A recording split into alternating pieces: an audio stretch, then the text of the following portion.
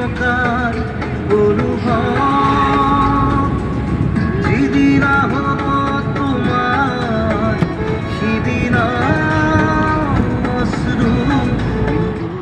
High বন্ধুরা, কোনো জায়গায় ঘুরতে যাবো আর সেখানে গান বাজবো না, সেটা কি আর হয়?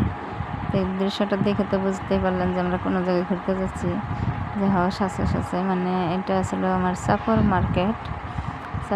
চাপর মার্কেট থেকে কিছু কেনাকাটা করে আসলাম সাকাই বাড়ি। সে সাকাই বাড়ি এসে প্রথমে ঠান্ডা খেলাম, আর বহুত কেবাকে খাওয়ার পাশে গাছে দেখি টাটকা শশা ধরে আছে। ওরা মনে আর মানলো না, গরমের দিন শশাগুলো তুলে নিয়ে শালুক লবণ দিয়ে বানিয়ে খাওয়া শুরু করলাম। এই দেখেন মাইনার পাপ্পা আরও আমরা যেত কয়জন বেশি সবাই হাতে নিয়ে শশাগুলো খেলাম। খাওয়া দাওয়া শেষ করে ভাবলাম একটু আসছি যদি নদীর পাড় দিয়ে ঘুরে আসি।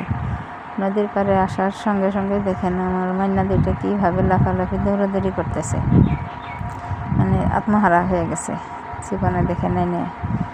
তারপরে এদিকে দেখি একটা কি সুন্দর ভিউজ, মানে সূর্যের প্রহরটা পড়ছে তো সেই ভালো লাগছে।